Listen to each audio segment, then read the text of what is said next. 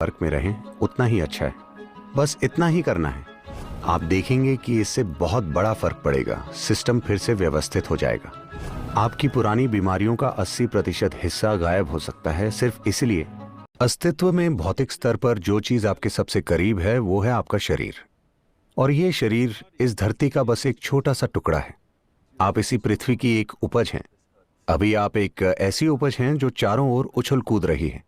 कुछ समय बाद आप मिट्टी का छोटा सा ढेर बन जाएंगे। आप अपने बारे में बहुत सी काल्पनिक चीजों पर विश्वास कर सकते हैं, लेकिन वो सच्चाई नहीं है। ये बुनियादी बात कि हम जिस धरती पर बैठे हैं उसी का बस एक छोटा सा हिस्सा है, हम भूल जाते हैं, अक्सर तब तक जब तक कि हमें दफनाया नहीं जाता। अगर आप समझदारी से जीना चाहते हैं तो आपको उस जमीन के संपर्क में रहना चाहिए जिस पर आप रहते हैं। आज क्योंकि हमने कुछ तरीकों से यह संपर्क खो दिया है, इसलिए जीवन अस्त व्यस्त हो गया है। अस्त व्यस्त होने की वजह से बीमारी, कमजोरी और आखिरकार पूरे सिस्टम में ही अस्थिरता आ सकती है। मैं आपको अपना एक अनुभव जरूर बताना चाहूंगा। हमारे भारत के योग केंद्र में एक योग अस्पताल था। हम इसे यौगिक अस्पताल कहते थे। हम नहीं चाहते थे कि ये अस्पताल ज्यादा बढ़े, क्योंकि हम फुल टाइम अस्पताल नहीं बनना चाहते हैं। हम एक आध्यात्मिक केंद्र हैं, इसलिए हम अस्पताल को कम महत्व दे रहे हैं। एक बार जब मैं यहाँ आया, मैंने कुछ अमेरिकी डॉक्टरों से बात की। उनको इस अस्पताल में रुचि थी और वो भारत आए। वो यहाँ आकर 3 दिन रुके और 3 दिन के बाद एक स्वयंसेवक ने मुझे बताया कि सारे अमेरिकी डॉक्टर नाराज हैं और वो वापस जाना चाहते हैं। मैंने पूछा क्या हुआ? उन्होंने बताया बेहतर है आप उनसे खुद ही मिल लें, क्योंकि वो काफी नाराज हैं। मैंने कहा ठीक है, और मैं उनसे मिलने गया। उनसे मिलकर मैंने पूछा कि परेशानी क्या है। वो बोले आपने कहा था यहाँ अस्पताल है। अस्पताल कहाँ है? यहाँ तो कोई अस्पताल नहीं। मैंने कहा फिलहाल अस्पताल में करीब 60 मरीज हैं। तो वो कहाँ हैं? अस्पताल के बारे में उनकी सोच ये है कि वहाँ बेड जरूर होने चाहिए, मरीजों का अच्छे से ध्यान रखा जाना चाहिए, और हर किसी को अगर आप उनकी इतने अच्छे से देखभाल करेंगे तो वो स्वस्थ ही क्यों होना चाहेंगे? वो बोले मरीज कहाँ हैं? मैंने कहा वो सभी बगीचे में हैं, मैंने उन्हें काम दिया है। हम उन्हें उपचार, थेरेपी और दवाएं तो देते ही हैं, लेकिन बाकी समय मैं उन्हें काम देता हूँ। जो कुछ भी वो कर सकते हैं उन्हें जरूर करना चाहिए। सबसे बढ़कर उन्हें नंगे पैर और नंगे हाथों के साथ जमीन पर काम करना चाहिए, यानी बस धरती के संपर्क में रहना चाहिए, क्योंकि आप बस इस धरती की एक बूंद हैं। आप ये भूल रहे हैं। आप जिसे अपना शरीर कहते हैं वो बस धरती का एक टुकड़ा है ना? अगर स्रोत से ही आपका कनेक्शन टूट जाए तो क्या आप अस्त व्यस्त नहीं हो जाएंगे? फिटनेस और खुशहाली का मतलब ट्रेडमिल पर दौड़ना और भारी भरकम मांसपेशियां बनाना नहीं है। नहीं, सिस्टम में तत्वों की समग्रता को मजबूत बनाना बहुत जरूरी है। तो क्या ऐसा करने का कोई तरीका है? हाँ, कुछ खास तरीकों से हम ऐसा कर सकते हैं। एक सरल तरीका है पृथ्वी, पानी और पौधों के साथ काम करना और घर से बाहर रहना। सिर्फ इतना करने से कुछ फर्क पड़ने लगेगा। तो मूल रूप से अगर शरीर को पोषण देने वाला भोजन मिलना निश्चित है, सांस लेने के लिए साफ हवा है और आप धरती के संपर्क में हैं, तो ये अच्छी सेहत पाने की पूरी प्रक्रिया हो सकती है। अगर आप धरती से संपर्क नहीं बना सकते और अगर आप धनवान और फैशनेबल हैं तो आप मड बाथ ले सकते हैं। वो भी एक तरीका है। तो आज आप छुट्टी लेते हैं, स्पा जाकर मड बाथ लेते हैं, एक बहुत ही महंगे वातावरण में। लेकिन अगर आप हर रोज कम से कम कुछ मिनट के लिए अपना हाथ पृथ्वी के संपर्क में रखें तो आप देखेंगे कि आपका शरीर ज्यादा बेहतर स्थिति में होगा, क्योंकि जब भी शरीर पृथ्वी के संपर्क में होता है तब यह खुद को फिर से व्यवस्थित करता है। आप जितना ज्यादा इसके संपर्क में रहें उतना ही अच्छा है। आप सभी अब किसान तो नहीं बन सकते, और हो सकता है आप 12वीं मंजिल पर रहते हों तो आप माली भी नहीं बन सकते, लेकिन कम से कम पृथ्वी के साथ थोड़ा संपर्क जरूरी है। आपकी हथेलियां और तलवे इसके प्रति बहुत ज्यादा संवेदनशील होते हैं। अगर आपके पैर और हथेलियां धरती के संपर्क में आए तो उससे फर्क पड़ेगा, या कम से कम आप वैसे मैं इसकी सलाह तो नहीं देता, लेकिन अगर आप दोपहर में आराम करना चाहते हैं तो आप एक पेड़ के नीचे कीजिए। इससे आपकी रीढ़ की हड्डी धरती के संपर्क में आएगी और कई चीजों में सुधार होने लगेगा। या फिर आप किसी पानी की प्राकृतिक जगह पर जा सकते हैं जो धरती पर हो, जैसे नदी, तालाब, समुद्र में जाने से हमारे सिस्टम को बहुत लाभ पहुंचेगा। आप ग्राउंडिंग जानते हैं? बिजली की ग्राउंडिंग जो हम लोग करते हैं, क्या यहाँ भी उसे ग्राउंडिंग ही कहते हैं? आप उसे क्या कहते हैं? अर्थिंग। उसे अर्थिंग या ग्राउंडिंग कहा जाता है। वास्तव में उसे अर्थिंग कहा जाता है। तो जब आप ज़मीन में बिजली का कनेक्शन लगाते हैं तो इसे गीला रखा जाता है, क्योंकि अगर गीला होगा तो संचालन बेहतर होगा। तो इसी तरह भारत के मंदिरों में लोग पूरी तरह से शरीर को गीला करके लेटकर प्रणाम क्यों करते हैं? क्योंकि वहां पर संपर्क केवल धरती से ही नहीं, बल्कि खास तरह की ऊर्जावान धरती से होता है। तो आप चाहते हैं कि आपका पूरा शरीर इसके संपर्क में आए, इसीलिए पुरुष नंगे बदन जाते हैं, या कम से कम वो शरीर के ऊपरी हिस्से में कपड़े नहीं पहनते हैं। महिलाएं गीले कपड़ों में जाती हैं ताकि संपर्क हो सके प्रकृति के साथ। ये संपर्क, चाहे वो संपर्क धरती के साथ हो या वायु के साथ या जल के साथ, ये बहुत जरूरी है। अगर ये संपर्क नहीं है तो शरीर धीरे धीरे अपनी समग्रता और स्थिरता को खो देगा। ये अपनी बहुत सी क्षमताएं खो देगा जो इसमें मौजूद हैं। ये फिर भी जिंदा रह सकता है, ऐसा नहीं है कि कल मर जाएगा, लेकिन वो अपनी कई क्षमताओं को खो देगा जिसके साथ ये आया है। कई संभावनाएं, वो सभी संभावनाएं जो मानव सिस्टम में हैं, खो जाती हैं क्योंकि आपने प्राकृतिक तत्वों के साथ संपर्क खो दिया है। खास करके जब आप डिनर या लंच करने जाते हैं तो पहले कम से कम आधे घंटे के लिए बिना चप्पल के चलें। इस ग्रेनाइट पर नहीं, या तो घास में या फिर बाहर मिट्टी में। आप देखेंगे कि शरीर के धरती से संपर्क में होने के बाद जब आप खाना खाते हैं तो शरीर उसको बहुत अलग तरीके से लेता है। पाचन क्रिया तो वैसे भी होगी ही, लेकिन आप अपने सिस्टम में कितना जोड़ पाते हैं ये इस पर निर्भर करता है कि आप पृथ्वी के साथ कितने तालमेल में हैं।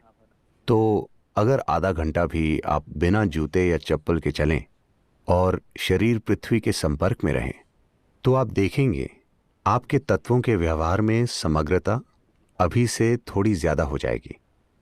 नंगे पैर चलना और खेलना वाकई लोकप्रिय हो रहे हैं। योग विज्ञान ने हमेशा इसकी सलाह दी है और अब विज्ञान भी यही बोल रहा है। विशेष रूप से बच्चों के लिए ये न सिर्फ उन्हें बेहतर संतुलन देता है, बल्कि ये उनकी दिमागी क्षमताओं को विकसित करने में भी मदद करता है। पैरों की नसें संवेदनशील होती हैं। जब पैर जमीन के संपर्क में आते हैं तो बच्चों में पर्यावरण की बेहतर समझ विकसित होती है और साथ ही वे अपने शरीर के प्रति ज्यादा जागरूक बनते हैं। पैदल चलने को ज्यादा स्फूर्ति, ज्यादा मजबूत टांग की मांसपेशियों और चोट पहुंचने की कम संभावना से भी जोड़ा गया है। पृथ्वी के संपर्क में होने के कई और भी पहलू हैं। आश्रम में मैं हमेशा लोगों से कहता हूं, आप चाहे जो भी काम करते हो, कम से कम दिन में 1 घंटा अपनी उंगलियां जरूर धरती में डालें। आप कहीं किसी बगीचे में जाकर कुछ कीजिए, आपके हाथों पर मिट्टी लगनी चाहिए। ये आप में प्राकृतिक रूप से एक शारीरिक स्मृति का निर्माण करेगा, एक शारीरिक स्मृति कि आप नश्वर हैं। हर दिन अगर आप धरती में अपने हाथ डालते हैं तो आपका शरीर यह जान जाएगा कि वो हमेशा नहीं रहेगा, क्योंकि शरीर की अपनी याददाश्त है। शरीर की याददाश्त मानसिक याददाश्त से कहीं ज्यादा महत्वपूर्ण है। फिलहाल जो याददाश्त आपके शरीर में है वो आपके मन की याददाश्त से कहीं ज्यादा आप पर हावी है। अगर आप पृथ्वी के संपर्क में हैं तो ये शारीरिक रूप से कोशिकाओं के स्तर पर, तत्वों के स्तर पर आपको लगातार याद दिलाता रहेगा कि आप नश्वर हैं। अगर आप धरती के पास हैं तो देखिए, नश्वरता की याद आध्यात्मिक प्रक्रिया का सबसे महत्वपूर्ण पहलू है। आप शरीर से परे कुछ क्यों जानना चाहेंगे? सिर्फ इसलिए क्योंकि आप जानते हैं कि ये एक दिन खत्म हो जाएगा, है ना? मान लीजिए अगर आपका शरीर अमर होता तो कौन बैठकर ध्यान करता? अगर ये खुद अमर होता तो कौन इसके परे कुछ जानने की कोशिश करता? क्योंकि चाहे आप सचेत रूप से जागरूक ना हो, तब भी कहीं गहराई में आप जानते हैं कि आपकी एक्सपायरी डेट है। आप इसे थोड़ा खींचने की कोशिश कर रहे हैं, लेकिन आप जानते हैं आपकी एक्सपायरी डेट है। इसीलिए जानने की गहरी इच्छा है ना? तो आपकी नश्वरता ही आध्यात्मिक प्रक्रिया का आधार है। अगर आपको याद दिलाया जाए कि आप नश्वर हैं तो प्राकृतिक रूप से ही आप जानना चाहेंगे। भारत में विभिन्न परंपराएं, प्रथाएं हैं कि अनुभव के आधार पर पृथ्वी से कैसे जुड़ा जाए। कई सारी परंपराएं। बस जमीन पर पालती लगाकर बैठना शरीर को किसी तरह से याद दिलाता है। ये शरीर को याद दिलाता है कि वो भी बस यही है। जैसे ही शरीर धरती के संपर्क में आता है वो जान जाता है कि वो यही है। आप में से वो लोग जिनका शरीर बहुत ज्यादा अस्थिर है, यानी आप बहुत जल्दी बीमार पड़ते हैं और बार बार ऐसा होता है। अगर आप बस अपने पलंग को छोड़कर जमीन पर सोने लगें तो आप देखेंगे कि इससे बहुत फर्क पड़ेगा। बस इतना ही करना है। अभी आप शायद 18 इंच दूर हैं, बस 18 इंच पास आ जाइए। आप देखेंगे कि इससे बहुत बड़ा फर्क पड़ेगा। सिस्टम फिर से व्यवस्थित हो जाएगा। मैं कहूंगा कि आपकी 80% सेहत इस बात पर निर्भर करती है कि आप धरती के साथ कितने तालमेल में हैं। 80%। आपकी पुरानी बीमारियों का 80% हिस्सा गायब हो सकता है सिर्फ इसलिए कि आप उस पृथ्वी के साथ थोड़ा सा तालमेल बिठाते हैं जिस पर आप अभी चल रहे हैं या बैठे हैं। आप एक आसान अभ्यास जो आप सभी शुरू कर सकते हैं वो है भूत शुद्धि। अगर आपके पास इसे करने के लिए समय और जरूरी फोकस हो तो। भूत शुद्धि का मतलब है, भूत मतलब पंचभूत या 5 तत्व, शुद्धि मतलब उनकी सफाई करना। चाहे वो आपका भौतिक शरीर हो या सृष्टि का बड़ा शरीर। ये दोनों मुख्य रूप से 5 तत्व पृथ्वी, जल, अग्नि, वायु और आकाश से बने हैं। जिसे आप मैं कहते हैं वो बस इन्हीं 5 तत्वों की शरारत है। अगर आप जानते हैं कि इन 5 तत्वों को ठीक से कैसे व्यवस्थित करें, अगर आप जानते हैं कि इन 5 तत्वों को अपने भीतर कैसे रखें, तो फिर जीवन में कुछ और करने की जरूरत नहीं है। सेहत, खुशहाली, बोध, ज्ञान, सब कुछ, आत्मज्ञान भी। यदि आप बस ये जान जाएं कि इन 5 तत्वों को ठीक से कैसे रखा जाए तो बाकी सब खुद ही संभल जाएगा। ये तत्वों का खेल एकदम अलग तरह से होता है जब ये पृथ्वी के संपर्क में होता है। हर बार मैं ये सुनता हूं, विशेष रूप से जब मैं अमेरिका में होता हूं, मैं अब तक इसे स्वीकार नहीं पाया हूं कि लोग धरती को धूल या गंदगी कहते हैं। हो सकता हो कि ये पृथ्वी के लिए एक दूसरा शब्द हो, लेकिन हमारे दिमाग में धूल या गंदगी का मतलब, आपके लिए धूल का क्या मतलब है? कचरा है ना? धूल कचरा ही है कि नहीं? अमेरिका में भी धूल को कचरा ही कहते हैं ना? क्या कहते हैं?